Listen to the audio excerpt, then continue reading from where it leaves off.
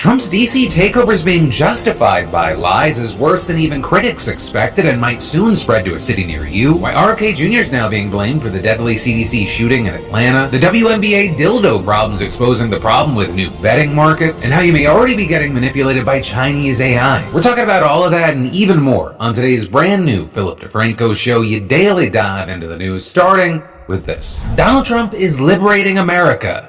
Again. This is Liberation Day in D.C. and we're going to take our capital back. We're taking it back. First, Liberation Day was with the tariffs, and now Donald Trump is promising to make our capital great again by making what he called crime, savagery, filth, and scum disappear. With Trump holding what he called the press conference on crime and beautification today, and we'll start with crime. Our capital city has been overtaken by violent gangs and bloodthirsty criminals, roving mobs of wild youth, drugged out maniacs and homeless people.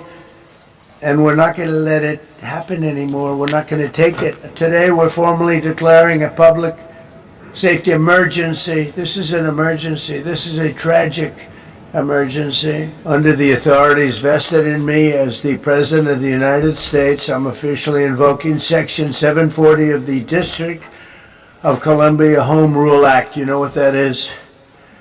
And placing the D.C. Metropolitan Police Department under direct federal control. So you had Trump announcing that Attorney General Pam Bondi, who still hasn't released the Epstein files, assuming command of the Metro Police. And the Defense Department, they'll activate some 800 National Guard personnel who will deploy to the streets of D.C., which notably is something that Trump has more authority to do since, unlike the state of California, the District of Columbia doesn't control its own National Guard. Also on top of that, Trump reportedly plans to temporarily reassign some 120 FBI agents to nighttime patrol duties in D.C. And as for both the National Guard and FBI in general, it's currently unclear exactly what they'll be doing. And that in part because over the weekend you had sources telling reporters that they probably won't have arrest authorities. Instead, it would be this show of force and they'd support local police doing stuff like driving around the city and running license plates for stolen vehicles and warrants. But then today, Trump said, they'll immediately begin massive enforcement operations targeting known gangs, drug dealers, and criminal networks. And this notably comes after the weekend when Trump reportedly sent up to 450 federal agents to D.C. already. But with Trump's latest move, you had him arguing, we will bring in the military if needed. People say, oh, that's so terrible. He's going to bring in, it's been used many times over the years. And you have critics arguing that using the military for domestic law enforcement is illegal, but Trump already deployed Marines to LA and he's shown himself willing to ignore the courts on many occasions. Now with all that said, before we get ahead of ourselves, as far as, what started this whole DC subplot, obviously you have people saying that he's doing anything and everything to distract from Jeffrey Epstein. Also, there was an attempted carjacking and assault of a former Doge staffer known as Big Balls last week. And since then, Trump and his allies have turned this into a story about the supposedly out-of-control crime that's plaguing D.C. and other Democratic cities. Murders in 2023 reached the highest rate probably ever. They say 25 years, but they don't know what that means because it just goes back 25 years. But it's actually very telling that he picked 2023 there. Because crime, it definitely was especially bad that year, but it's also come down significantly since then. In fact, violent crimes in 2024 reportedly hit a 30-year low, and it's still dropping, reportedly down 26% this year from the same period last year, as property crime is also down 5%, and overall crime, that's down 7%. And so then, what's Donald Trump's response to that data? Fake news. We don't want to show the real numbers. Let me do numbers so it looks like it's going down. Not going down. And in fact, Trump claimed that D.C. is literally the #1 murder capital of the world. 41 per 100,000. Number one that we can find anywhere in the world. Baghdad we doubled up on Baghdad. Panama City, Brasilia, San Jose, Costa Rica, Bogota, Colombia, heavy drugs. Mexico City, I mentioned, Lima, Peru, all double and triple. But again, that's just not true. DC's homicide rate last year was actually 27.3 per 100,000 people, which is far lower than the world's 10 most dangerous cities, according to an analysis. The thing is, it's not just DC. Crime's been falling all over the country. You've got reports saying that homicides nationwide are down 30%. But that said, of course, crime was only one half of the equation. There's also the beauty. And I guess channeling his inner Wordsworth, Trump delivered this miracle of grammar. We have the most beautiful, potentially capital in the world. We always had. And so like the real estate developer that he is, he wants to make that potential a reality, and he's got lots of ideas. We're going to clean up the trash and the graffiti and the grime and the dirt and the broken marble panels. We're going to replace the medians that are falling down all over the roads. We're going to replace the potholes. We're going to put a nice new coat of asphalt over the top. But those things, notably, are not the only way that he's planning to clean up the city, because he also wants to push out the homeless. We're moving the encampments away, trying to take care of people, getting rid of the people from underpasses and public spaces from all over the city. There are many places that they can go. Right, with that being an addition to yesterday where he truths the homeless have to move out immediately. We will give you places to stay, but far from the capital. The criminals, you don't have to move out. We're going to put you in jail where you belong. It's all going to happen very fast, just like the border. Now with that, as far as the numbers, DC has a total population of about 700,000, and a local org told Reuters that nearly 3,800 people are homeless on any given night. Right, and most of them, they stay in public housing or emergency shelters, though 800 are considered to be on the street. So it's currently unclear where Trump intends to put those people, and it's also unclear what he meant by this vague comment about getting rid of the slums. I know it's not politically correct. You'll say, oh, so terrible. No, we're getting rid of the slums where they live. And as far as what else he might do with federal command over the Capitol, we're gonna have to wait to see, though we did get some hints today. And that because he talked about at least 3 things that, according to him, are responsible for the condition of DC and other Democrat-run cities. This whole thing with cashless bail is a disaster. This city will no longer be a sanctuary for illegal alien criminals. You also have people that shouldn't be there. They got in there because of woke. And so seemingly, if that's his diagnosis, his cure would be to bring back cash bail, enforce immigration laws, and quash whatever wokeness he thinks has infected the DC Metro PD. And then you had Trump going on this tough on crime rant, but it also ended with trans people. See, they fight back until you knock the hell out of them, because it's the only language they understand. And then they start spitting in their face. And I said, you tell them, you spit and we hit. And they get hit real hard. And they're told, don't do anything under any such of this. And you can see they want to get at it. The Democrats are weak on crime because they have no idea what they're doing. That's why they want men playing in women's sports. That's why they want transgender for everybody transgender. And all of this is, in his press conference, Trump didn't just go after DC, he gave a warning to other major cities. But then I'm going to look at New York in a little while. Let's do this. Let's do this together. And if we need to, we're going to do the same thing in Chicago, which is a disaster. We have a mayor there who's totally incompetent. And I look at LA, but hopefully LA is watching. That mayor also. Now, in response to all this, you had the Democratic Mayors Association putting out a statement saying if Trump actually cared about reducing crime, he would have made unprecedented cuts to public safety programs that actually work, saying if Trump actually cared about our communities, he would be working with our cities, not against them. But the truth is, Trump doesn't care. He only wants to create yet another political charade to serve his own interests and distract Americans from his failures. With DC Mayor Bowser saying in her own press conference this afternoon, "We know that access to our democracy is tenuous. That is why you have heard me and many Washingtonians before me advocate for full statehood for the District of Columbia. We are American citizens. Our families go to war. We pay taxes and we uphold the responsibilities of citizenship.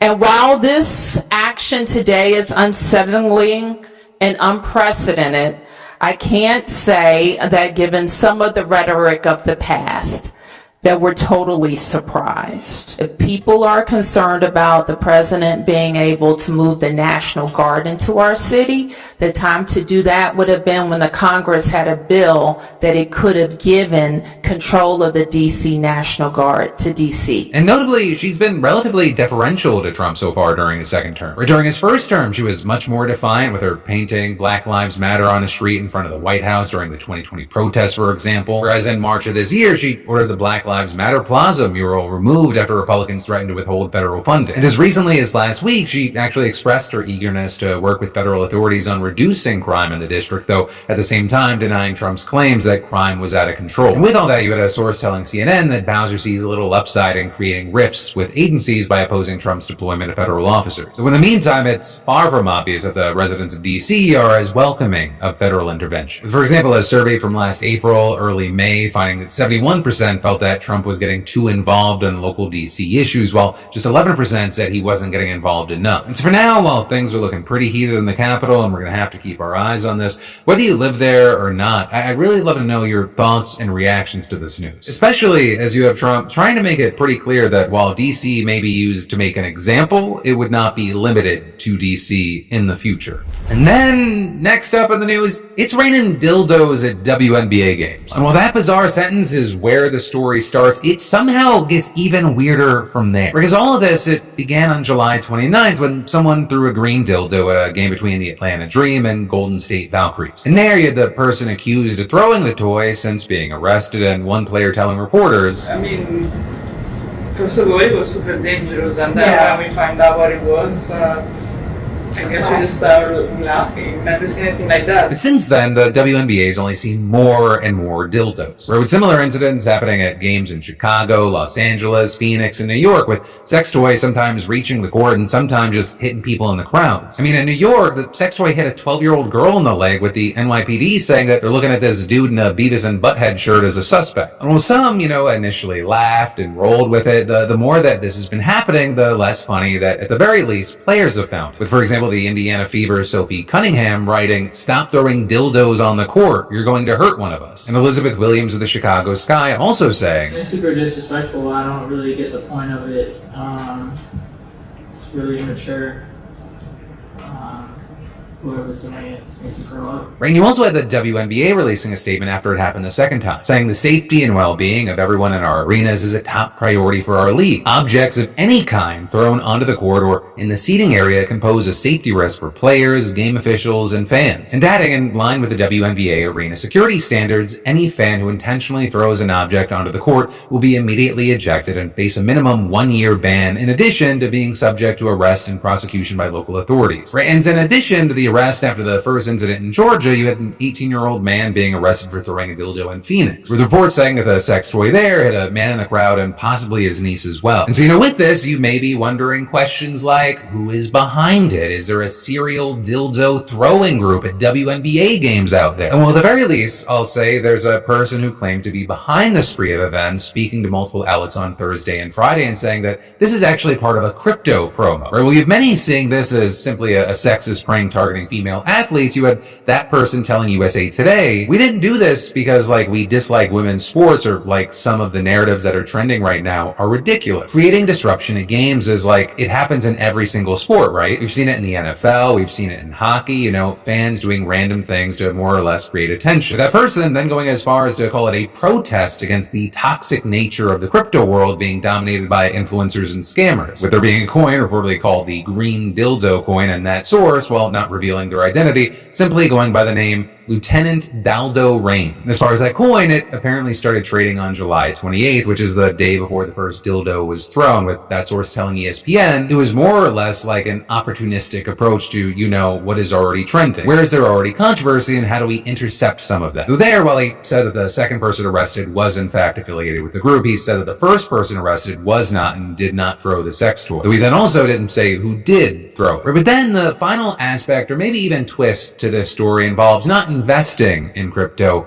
but betting. Right, and that because there are places out there like Polymarket that are letting you bet on whether or not dildos are going to be thrown at upcoming WNBA games. And as of this morning, there's over $500,000 in betting volume, with people thinking there's a 7% chance it happens tonight and 14% saying that it happens tomorrow. Right, and all of that is notably the person who claims to be behind this saying they were going to be switching their stunts up and moving away from WNBA games. So that's potentially why the odds are so low. But just the fact that this is happening has people noting that this seems ripe for abuse. Right? This isn't, I think Travis Kelce is going to get over or under 7 catches. You and I, we can't really have an impact on that. But what's stopping a person from betting that a dildo is going to be thrown and then either doing it themselves or having someone else they know do it? And it's not like I'm the first person to say something like that. Last week you had someone saying this is precisely what Polymarket and other prediction markets should not be doing. Saying these markets are designed to be self-fulfilling prophecies. Cost of a WNBA ticket plus dildo is less than $50. Penalties if caught are a few days in jail and $1,000 fine. Do the math on market volumes. And this is an irresponsible market that directly leads to antisocial behavior. But, with all that said, we'll see what happens. And in the meantime, I'd love to know your thought, whether it be on the betting aspect or just the fact that this is happening at all. And then I've got more news you need to know in a minute. But you know what's wild? You miss one credit card payment and suddenly you're public enemy number one. But banks raking billions off late fees like it's a game. And you know what? It is a game. It's one that's rigged from the jump, and the house always wins unless you flip the board. And that is where today's sponsor, PDS Debt, comes in, offering a way out of the trap. Credit cards, personal loans, medical bills. PDS helps real people ditch real debt. No minimum credit score, no judgment, just a personalized plan made by actual humans who get it. And they've already helped hundreds of thousands break free, and it's not just me saying it. PDS Debt is A+ rated with the Better Business Bureau, and they've got thousands of 5-star reviews on Google and TrustPilot. So yeah, the system's a mess, but you don't have to stay stuck in it. But if I still needed it, PDS Debt is where I'd go. Simple as that. You're 30 seconds away from starting to get debt free. So get your free assessment and find the best option for you right now at pdsdebt.com/DeFranco or scan that QR code. That's pdsdebt.com/DeFranco, and the QR code's on screen, so scan that thing and take the first step. And then next up, we've got to talk about how this deadly shooting at the CDC has staff demanding action not only on security, but on the lies that they say are fueling the violence. Because over the weekend, there was a shooting at the Atlanta headquarters for the Centers for Disease Control and Prevention. At around 5 p.m. on Friday, the police in Atlanta receiving a 911 call about an active shooter at the CVS across the street from the CDC office. Dozens of bullets reportedly hitting the exterior of at least 4 CDC buildings, damaging the windows and walls. Right, we know that the shooter initially tried getting into the CDC buildings, but was then turned away by security before going across the street. And among the first wave of police response to the shooting was former Marine and rookie officer David Rose of the DeKalb County Police Department, who was shot on the scene and rushed to a nearby hospital where he died. As far as the shooter, he was then discovered dead himself on the second floor of the CVS, though it's unclear whether he died by his own hand or shots fired by the police. And all in all, there were no other reported injuries besides those two. Now, with all that, you ended up seeing the responses that you would expect from this. CDC Director Susan Monera sending a message to CDC employees saying, "The active shooter incident near our campus today has understandably brought fear, anger, and worry to all of us. I want to express my deep appreciation for your professionalism and resilience during this time." You then had Health Secretary RFK Jr. saying in a statement, "We know how shaken our public health colleagues feel today. No one should face violence while working to protect the health of others. We are actively supporting CDC staff on the ground and across the agency. Public health workers show up every day with purpose, even in moments of grief and uncertainty." With also Atlanta CDC employees being informed that they'd be working remotely today while a security assessment was conducted. Though there you had the American Federation of Government Employees, a union representing CDC workers, pushing for the walls and windows to be repaired before they're sent back to the office, saying, "Forcing a return under these conditions risks re-traumatizing staff by exposing them to the reminders of the horrific shooting they endured." And as far as the shooter behind that shooting, he was identified as 30-year-old Patrick Joseph White, a man who lived with his parents in Kennesaw, Georgia, and his neighbors described him as a quiet man who often picked up odd jobs around the community like trimming hedges or walking dogs. Though he also reportedly recently became unsettled and fixated on vaccines, with his father saying that he'd recently taken serious issue with the COVID-19 vaccine specifically, with White reportedly believing that the vaccine had made him depressed and suicidal. One of his neighbors even saying that White would bring up vaccines unprompted and in unrelated conversations, saying he very deeply believed that vaccines hurt him and were hurting other people. "I had no idea he thought he would take it out on the CDC." And that sentiment actually brings us to the latest update to this story, which is that the American Federation of Government Employees is calling for a statement from the federal government condemning vaccine misinformation, with the union saying that Friday's attack, it wasn't random and, quote, compounds months of mistreatment, neglect, and vilification that CDC staff have endured. With the union arguing that a statement from the government is needed in order to protect CDC staff and scientists from the violence and data. Their leadership is critical in reinforcing public trust and ensuring that accurate science-based information prevails. And with all that, there are some, including a group of laid-off CDC employees that have organized under the banner Fired But Fighting, laying the blame for the vilification of the CDC and their staff on RFK Jr., saying in a statement statement, Kennedy is directly responsible for the villainization of CDC's workforce through his continuous lies about science and vaccine safety, which have fueled a climate of hostility and mistrust, saying we don't need thoughts and prayers. We need an administration that doesn't villainize federal workers who are just trying to do their job. We need a HHS secretary who does not promote misinformation about science and vaccines. So there you have many saying, given what we've seen from this government and what we've seen specifically from RFK Jr., it's best probably to not hold your breath. And then, in other news, this NVIDIA AMD situation is a game changer. Though depending on where you go online, it's being framed very differently. With some saying this is Trump shaking down one of the world's biggest tech companies for a share of their profits. And you have others saying Trump just made a deal to arm China's AI, and you have national security officials furious. But as far as the core thing that they're talking about, it's the news that NVIDIA and AMD have agreed to pay the US government 15% of the money that they make from selling certain advanced computer chips in China. And yeah, you do have experts warning that the deal sparks national security concerns, because the United States previously banned the sale of several powerful chips to China under export controls that are usually related to national security concerns. And in April, you had the Trump White House restricting the sale of NVIDIA's H20 chip and AMD's MI308 chip. But then last month, you had Trump saying that he might ease restrictions on selling chips to China if Beijing agreed to speed up the export of rare earths. And when you know it, a few days later, the Trump administration reversed course on NVIDIA's H20 chip, saying that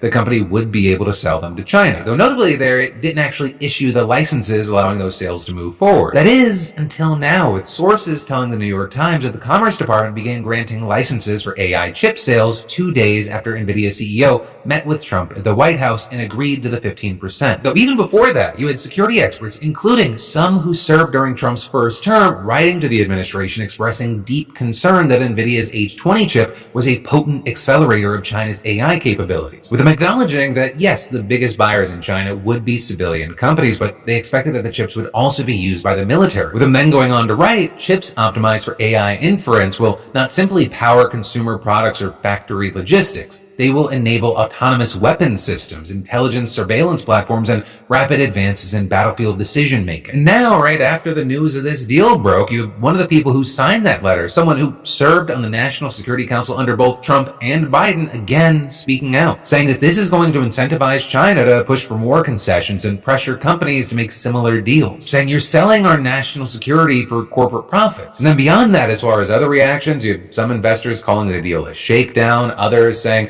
that this agreement is a tax on exports, which has long been considered illegal in the United States. So the thing is, while this deal might be highly unusual overall, it's also kind of the thing that we've come to expect from Trump. Because while not a direct one-to-one, you have things like back in June, for instance, he allowed a Japanese steel company to effectively take over U.S. steel in exchange for the U.S. government getting a stake in the business. And then when it comes to China, he's been kind of back and forth on. I mean, we're seeing this news here, but there's also stuff like last week we talked about Trump calling for the resignation of the CEO of Intel over his alleged ties to China. But now we're seeing this news, and we've learned that Trump's actually bringing Intel CEO to the White House for a conversation. Or with many wondering, one, what's happening there? We're going to see a big announcement there, but also two, kind of part of the larger conversation. In addition to people saying this is unusual or saying it's illegal, people wondering if Trump is taking short-term wins, but effectively giving China the future. And then, next up in the news, China may already be using AI to infiltrate your feed, your group chats, and your mind. I know that sounds wild, but let me explain. It's two professors at Vanderbilt University Institute of National Security named Brett Goldstein and Brett Benson recently published an op-ed in the New York Times on the subject. What they said is they recently uncovered a bunch of documents that show a Chinese company called Galaxy is at the head of a technologically advanced state-aligned influence campaign to use human-like bot networks and psychological profiling to target individuals. With a big thing here being the killer combination of generative AI and mountains of personal data on you. And according to the Bretts, the documents say that Galaxy's systems work by continually mining social media platforms to build dynamic psychological profiles and then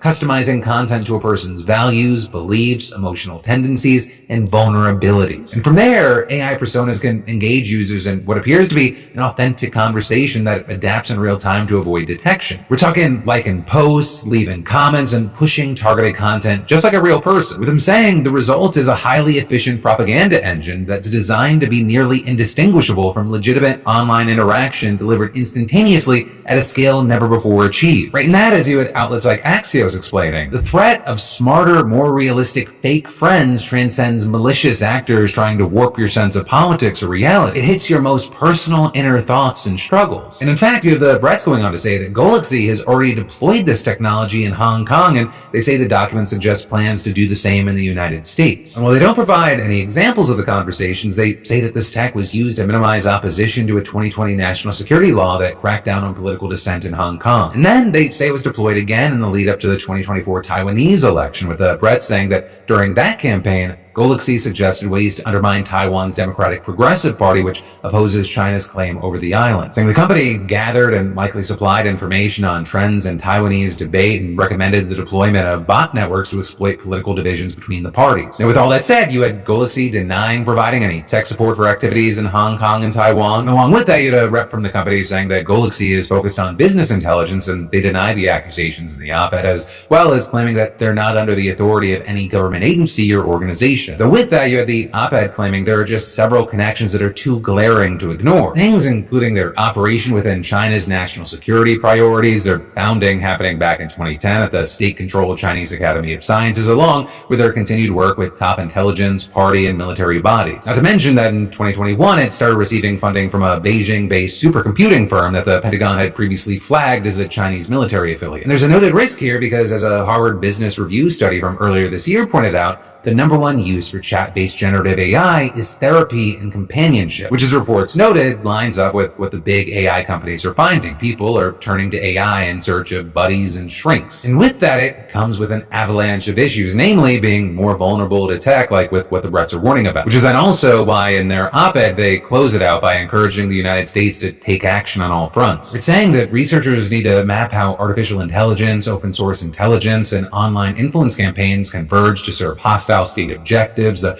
private sector needs to ramp up AI detection tools, and the federal government needs to work on identifying and countering false profiles like this, while also disrupting the infrastructure behind the operations. And then, as far as the individual level, you as a person and a user, you need to be vigilant and thoughtful when it comes to who you're friends with or who you're conversing with, or even just what you're sharing online. Because so much of what we're putting out there, it's being put into AI-made handbooks on how to best manipulate us. And remember, all of this is happening at a time where this is the worst that AI will ever be from here on out. It's going to become more effective, it's going to be harder to detect, and become more widely used. And then, next up in big international news, is Vladimir Putin manipulating Donald Trump to get out of new sanctions and tariffs while continuing his war in Ukraine. It seems almost definitely, but the question is, will Trump fall for it? Because the two of them, they're set to meet in Alaska on Friday, with Putin reportedly telling the White House he'll stop the fighting if he can just keep all the territory he's taken, plus a little extra, knowing damn well that Ukraine is all but certain to reject that offer. Putin perhaps hoping he can get Trump back to thinking that it's actually Zelensky and not him that's standing in the way of peace, and in doing so, he gets to keep waging the war that he really started over a decade ago. Because understandably, while we focused on the here and now,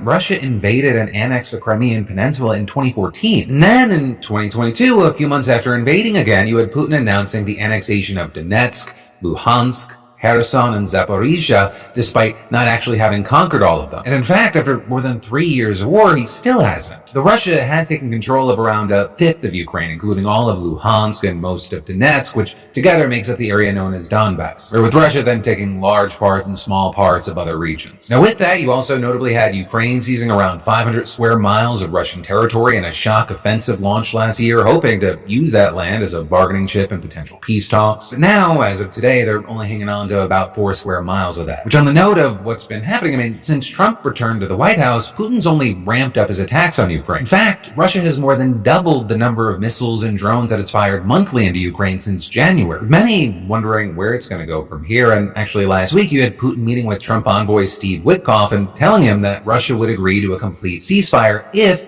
Ukraine agreed to withdraw all its forces from the Donetsk region, a move that would leave Russia in control of Donbass, and it's not entirely clear what would happen in the other regions where Russia controls territory. And with that, you had Witkoff reportedly telling European officials that the Russian proposal included 2 phases. The first would involve not only Ukraine's withdrawal from Donetsk, but also the freezing of front lines. And then the second phase would involve Putin and Trump agreeing on a final peace plan that would later be negotiated with Zelensky, with one U.S. official even telling the Wall Street Journal that Putin would negotiate land swaps with Ukraine and aim to take full control over the 4 regions that it said it annexed in 2022, with it not clear there which territory Ukraine would receive in return. All while the proposal reportedly didn't directly address Ukraine's demand for security guarantees. You just had Putin saying that his government would pass legislation pledging to not attack Ukraine or Europe, which really isn't that reassuring coming from Putin. I mean, it's Vladimir Putin that we're talking about here. But either way, right, the territory that Putin's asking for, it kind of makes the deal dead in the water, because Ukrainian and European officials have repeatedly rejected the idea of giving up more territory or recognizing Russian control over the territory that it seized. And in fact, Ukraine's constitution prohibits Zelensky from unilaterally authorizing territorial changes, which is something that Zelensky himself pointed out in a series of posts on X over the weekend, where he argued that Ukraine must be part of any negotiation to end the war, writing any decisions that are without Ukraine are at the same time decisions against peace. They will not achieve anything, and saying the answer to the Ukrainian territorial question already is in the constitution of Ukraine. No one will deviate from this, and no one will be able to. Ukrainians will not gift their land to the occupier. But notably, with all this, you had Trump not only set to meet with Putin alone on Friday, he's already said that, quote, there will be some swapping of territories to the betterment of both, with him specifically saying today he'll try to get back territory for Ukraine, but at the same time expressing frustration with Zelensky, saying